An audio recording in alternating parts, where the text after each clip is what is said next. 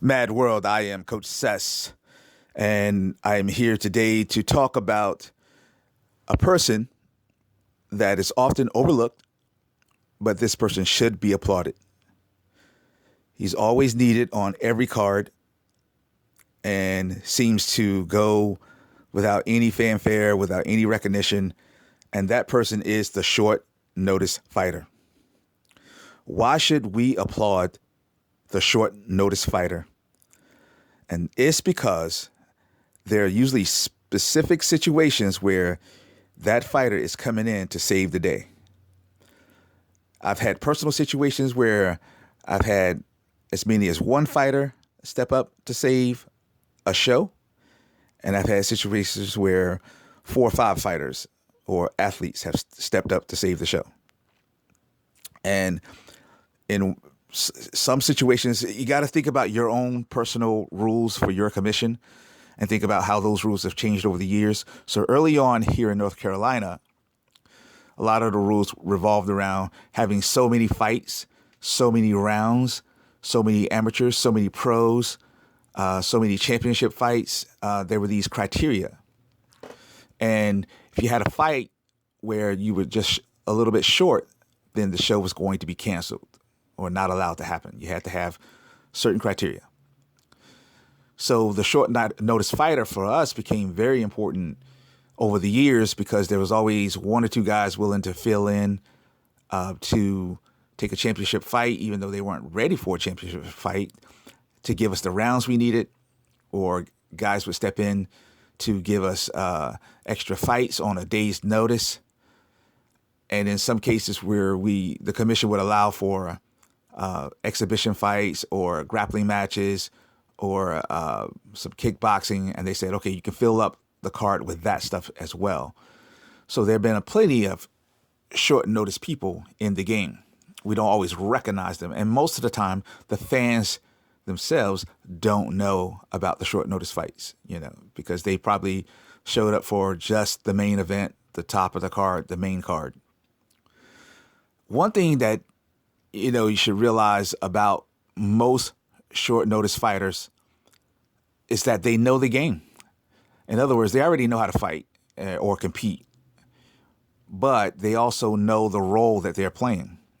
Especially if they're from the outside coming in to a hometown territory of an opponent, they know that they are the spoiler.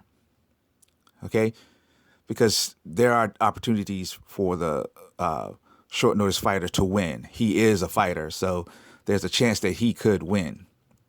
Okay, so when they come in, they know that in a WWE scenario, they're the bad guy. And they're okay with that. A lot of times they don't go in knowing or wanting to be the bad guy. They go in saving the day because it's part of who they are, especially when amateurs do it because they're not getting paid to do it. Pros will do it because of the money. They also get something out of it. They learn to negotiate with promotions. They learn to see what's important. Say, hey, they want to pay me a little bit more here in this situation versus if I had called them 8 weeks out. Then that inspires the fighters to stay in shape and be ready, stay in the game, be alert. They stalk pages and they look for opportunities and they send messages. Hey, just in case something happens, call me. So they're just out there ready to go.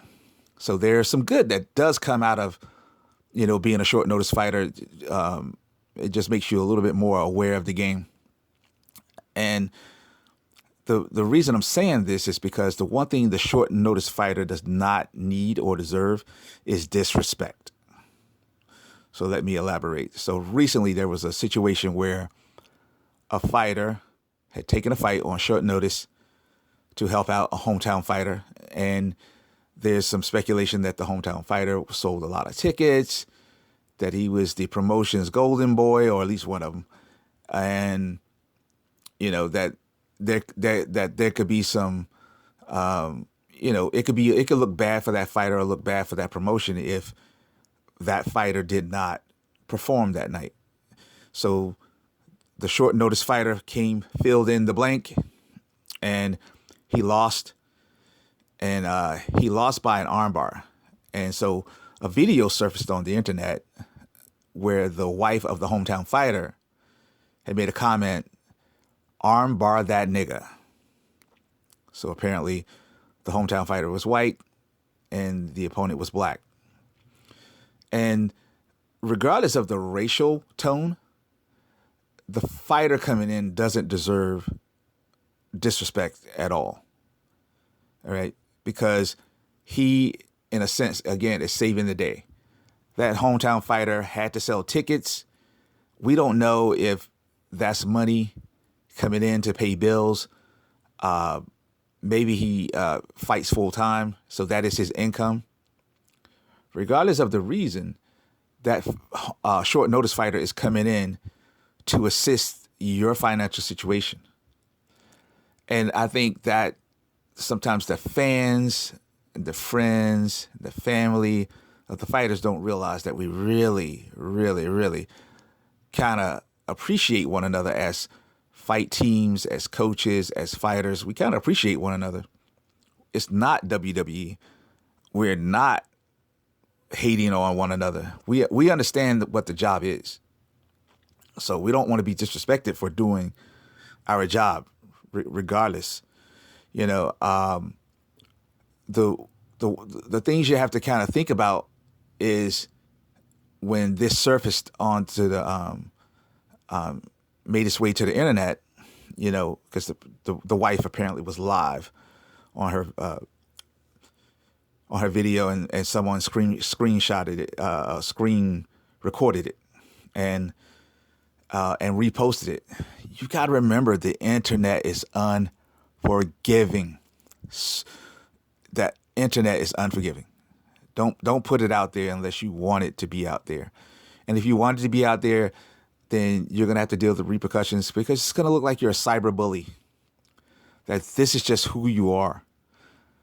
And with, you know, the hometown fighter, the thing that the wife needed to think about is, you know, her husband. And his teammates are probably, you know, from various racial backgrounds. And now when he's in the gym, there's an unspoken tension that could be there. And they're not going to probably come out and say anything or do anything, but they may target the fighter in situations where, like when they're sparring, they may go a little harder than normal. And he had anything to do with it. The fighter didn't say anything. And they may stop training with him. They don't want to put their bodies out on the line for a guy, you know, that they believe, you know, is living in a household where they have this common language, because that's another thing, that doubt creeps in. So now people believe maybe they talk like this. Maybe that's who they really are. I did listen to the video, and, you know, like I said, I think the people in the crowd can say whatever they want to say. I think they can express themselves. But I don't think that fighters, period, need to. I think there's a difference between rooting for your home team and disrespecting the other. All right. You know, when you're at a sporting event, telling the opponents, "I hope you missed the bucket," it's not the same as "we're going to kill you" or "I hope you die." You know, I don't think that those two comments are the same. You know, I think it's okay to root for your team, and when you talk about the situations of the fight, that the opponents are unsuccessful in their attempts, I think that's perfectly fine. I think that's absolutely okay. But just disrespecting that fighter in a nutshell, you know, I think that's where it just, you know, because inside the cage, inside the ring, they're all fighters. All right, so nobody really needs to be disrespected on a personal level, you know, hoping that his armbar doesn't work or his kicks are weak or that his punches are missed. That's good. That's great, you know. But, you know, the one thing coming out of this, as far as the fighter who was, in my opinion, the husband, the innocent bystander, so to speak, I would suggest that he take control of this, control the narrative a little bit, to show everyone that the situation is under control. Because there were a lot of people who jumped on the internet, start talking about, this fighter should be banned, and I'm like, I don't know about that one, because the fighter himself, unless he joined in, unless he co-signed on this behavior, he's the innocent bystander. And, so I would say, because he is he's not the object of the attack and he's not the initiator, that he should, take control of the situation, then remind people, that, the opinion of his fans, his family, his friends are not exactly his. And he should set the example of what the sport should be about, which is sportsmanship, and acknowledge the fact that the fighter came in to save the day. The fighter came in to help out the promotion. Fighters are a product. And I think it's important that other fighters, matchmakers, promoters, coaches, fans alike all remember that. You didn't come to an event to watch your favorite person dance around inside the cage by him or herself. You came to see them perform, and it takes another person for them to perform against. Remember the Mayweather-Maidana fight? And I think it was the second fight, and they were doing one of those HBO exposés about their training camps. And one of Floyd Mayweather's guys was like, "That guy sucks," or something like that. He's like, "He sucks. That guy's sorry." And Mayweather was like, "No, we don't do that. Don't disrespect that guy. He's good." You have to remember that your opponent has a chance of beating you. So if they're willing to step inside that cage or that ring or step on the mat with you, they're good. And that's a smart strategy just from a training perspective. It doesn't put you in a situation where you're going to take your training for granted.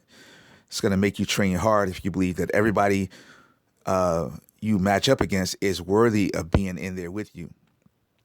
So what came out of this situation was what usually comes out of this situation is an apology was made, an apology was accepted. And, it seems that the victims of this type of bullying, always has to take the high road. The expectation is that they forgive, they acknowledge the other person's perspective. The person was just being irresponsible. They become a bystander in somebody else's story. And to me, the problem is now everybody is thinking, like I said, is this who she really is? Does the husband have the same views? And if not, does he have control of his woman? Is he the man in his household? Maybe not these exact sentiments, but the doubt will be there. And to contrast that with all the attention, with the media attention about assaults and abuse toward women, haven't we heard these sentiments before where they say, especially, because there's a woman in this situation that's being verbally disrespectful, she should remember the abuse and the assault toward her gender, because historically, when women are assaulted in any capacity, they're told to be quiet about the physical abuse. They're told to forget about it. The people imply that maybe it was the woman's fault. She provoked the situation, and she should forgive her attacker. Be the bigger person. Acknowledge the attacker's perspective. And I think if we think about situations where where we can be victims, I think we'll pull back, the reins a little bit and say, maybe I should be a little sensitive in this situation, and maybe I shouldn't say that, because once you get a certain image out there, especially on the internet, that internet is unforgiving. It can be a nightmare. It can be a nightmare to remove that material. And once it's out there, the fans and the people out there on the internet can be horribly, horribly unforgiving. So let's make sure we remember that, just from an MMA context, the short notice fighter shouldn't be disrespected for any reason. That fighter should be applauded because, again, that person is coming to save the day. I am Coach Sess, and you've had words with the Mad Coach.